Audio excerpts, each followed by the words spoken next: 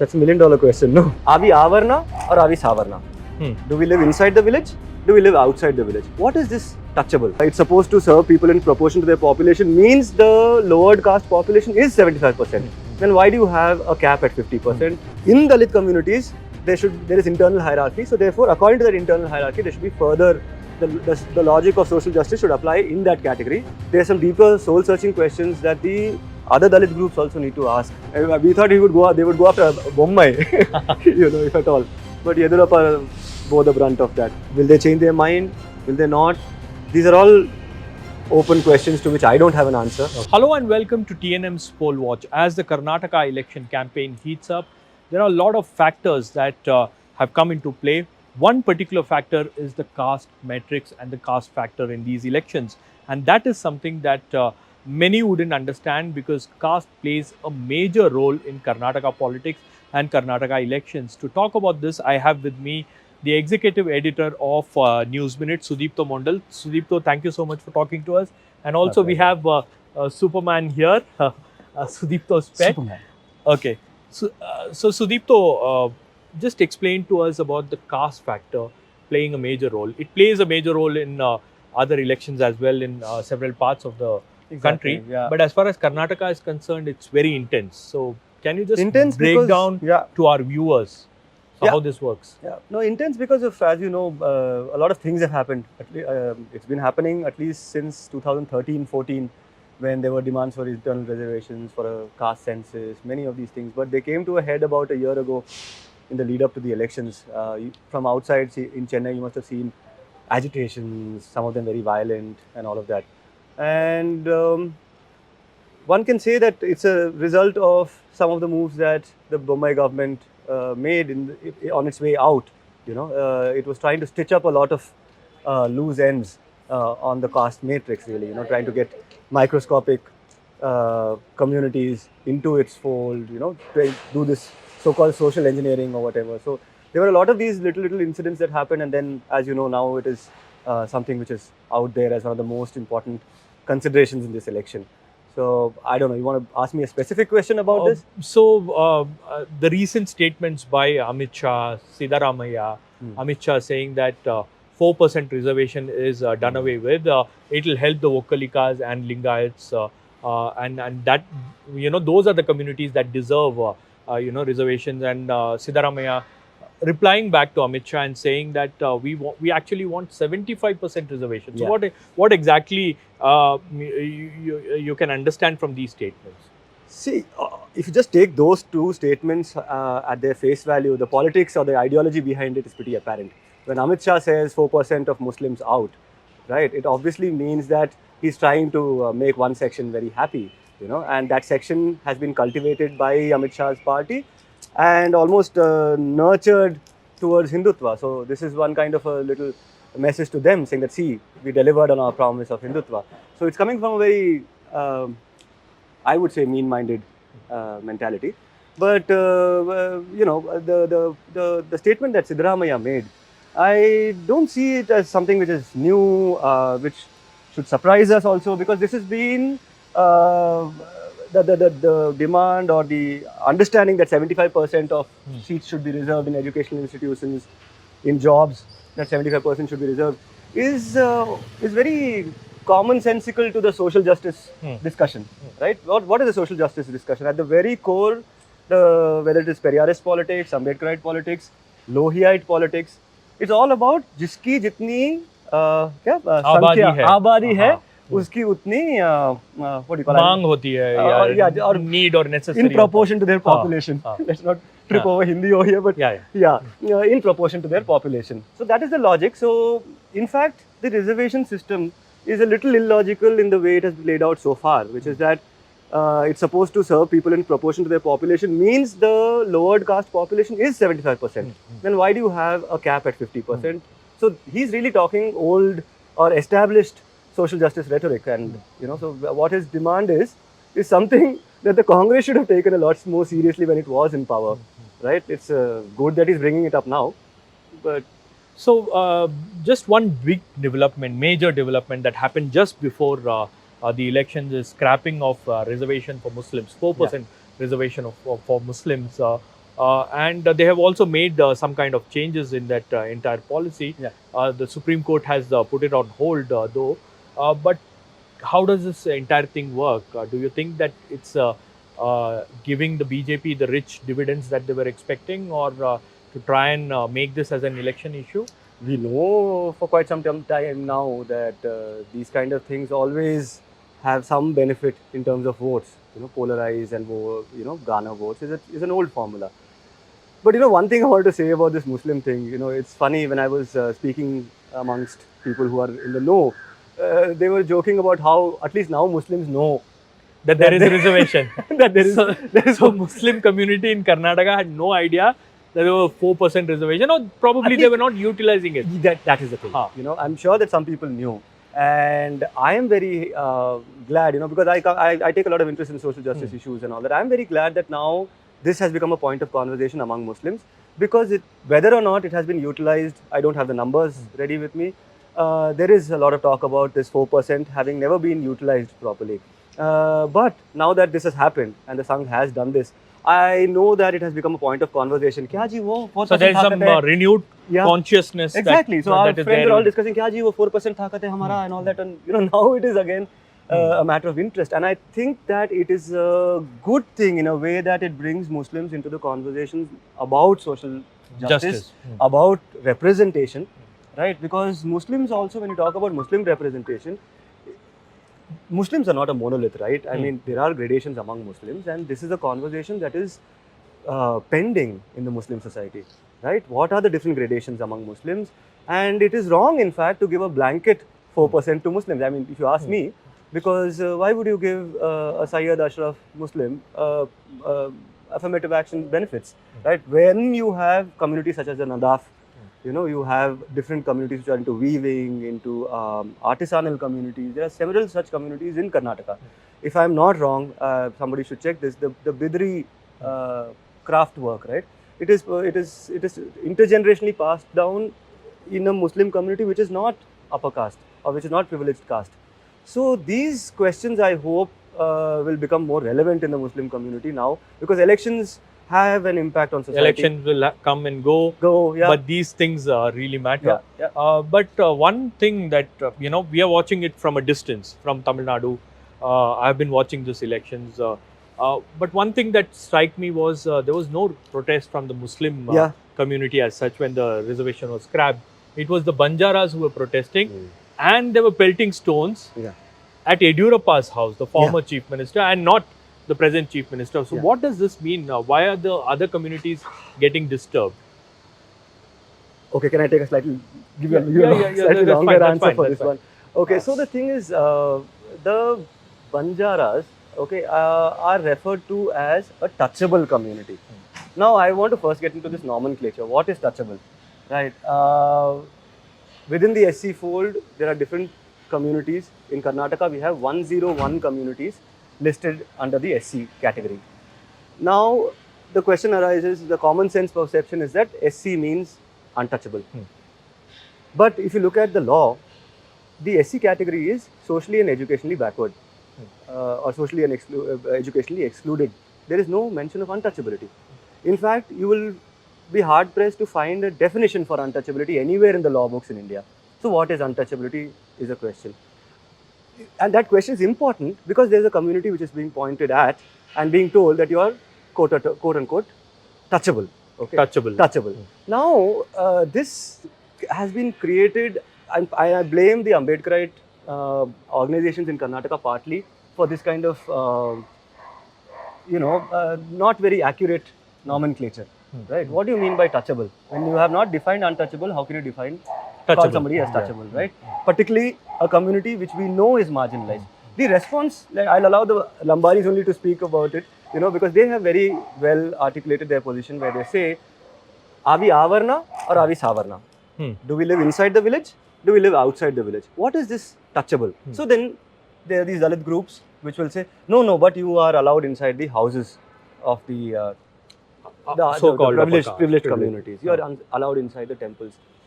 To which the Banjaras again go back to Ambedkarite literature, to anti-caste literature, to say that there are multiple forms in which untouchability manifests. right? And there is, in fact, in your state, Tamil Nadu, there was this untouchability eradication front, right? They came up with 100 forms of untouchability, right? So it is an evolving thing, and to label a particular community as touchable or untouchable within this thing is just illogical. Part of the reason why this community is now agitating is because in the Sadashiva Commission report, they have been again referred to as touchable. And that has no scientific basis. That report, if you read it, the excerpts of the report that have been leaked, they make some very sweeping comments about the Lambani community. They talk about, they in fact borrow the entire rhetoric that these other two Dalit communities have created. You know, the Sadashiva committee just borrows from that and just says some very sweeping things about the Lambani community, such as, oh, they have cornered all the jobs, oh, they are ahead of others, they are more acceptable to upper caste people, and all of that.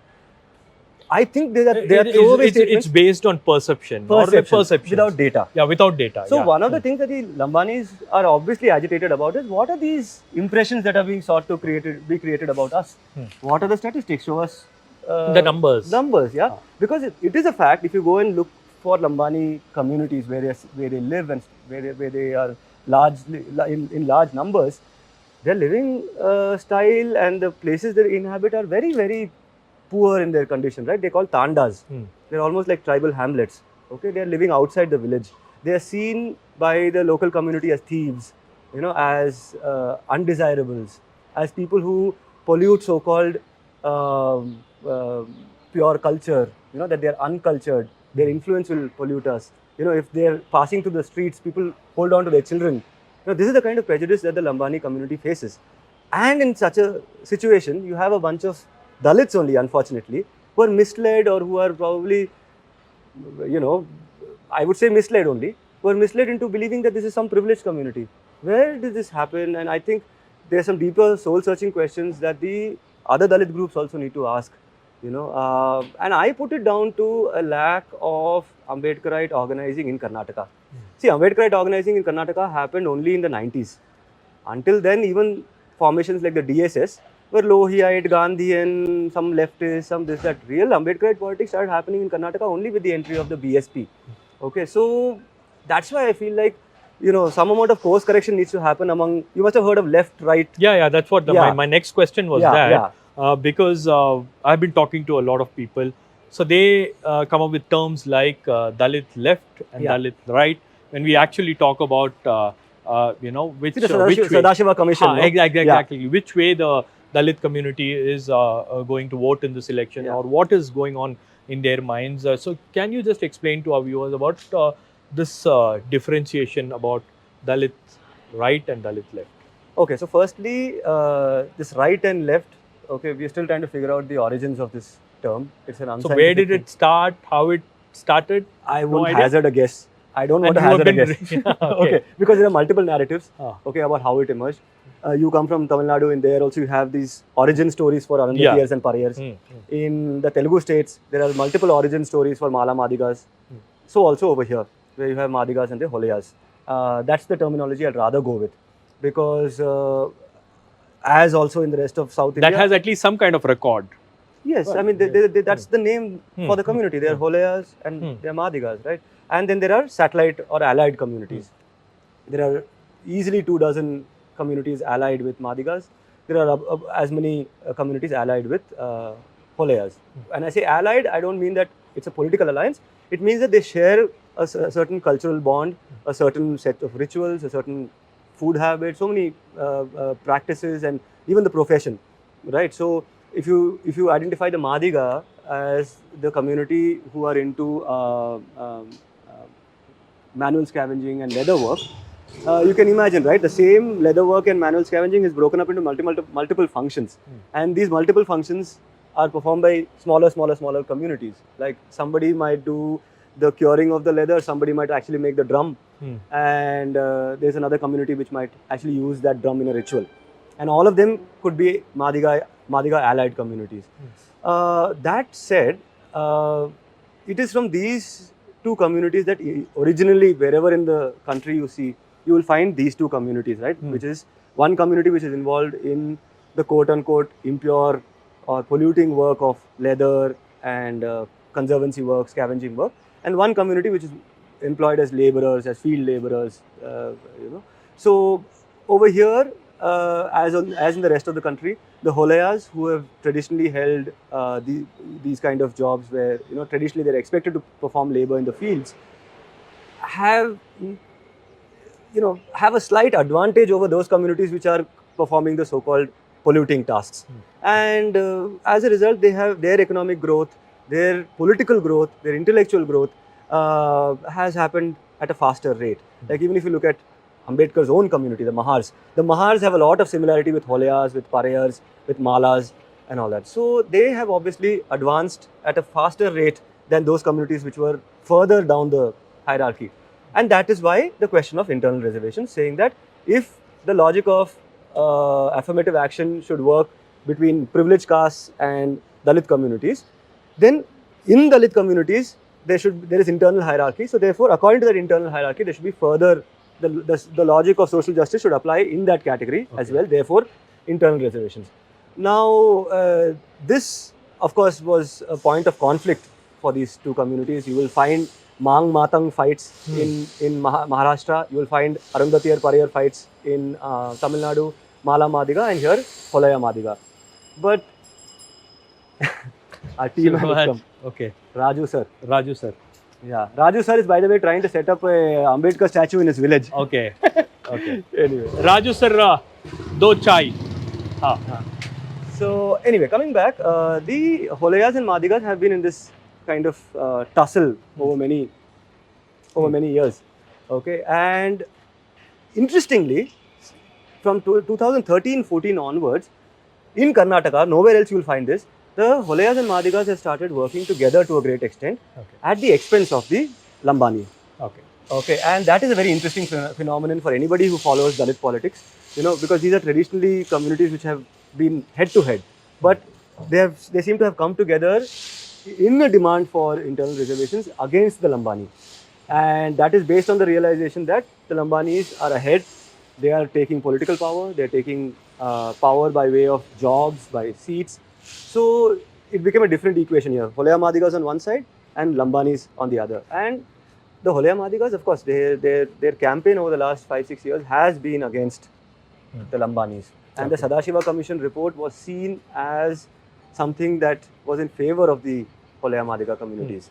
So therefore, it's natural that, or expected, not unexpected, that the Lambanis reacted the way they did. They went out and riot and, targeted Yediyurappa's house. That is a bit of a thing because we thought they would go after Bommai, if at all. But Yediyurappa bore the brunt of that attack. Okay. My last question to you, Sudipto, about this, Dalit community, how politically aware they are, and which side of the divide they are now, politically speaking. Like, are they supporting the BJP, or there is a concentrated effort from the BJP side to reach out to these communities and get their support in this election? That's $1 million question, no? But yes, this issue of internal reservations and all of that has really split up the community into interesting fractions. Because what happened is, just before this order was passed, that the government announced that we're going to implement internal reservations, until the point that they did it, there was no guarantee that it's going to happen. It was a promise, They said, we will table it in the assembly. Then they said we will table it in the last assembly session. That didn't happen. Then they said we'll bring an ordinance. They kept saying it. It was not happening.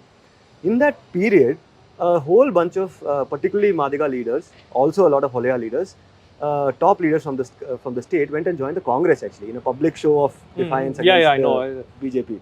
And a lot of small groups have also extended their support to the Congress. Yeah. But then, in response, almost seemingly in response to that move, Patakse, the BJP government announces that we are going to implement internal reservations.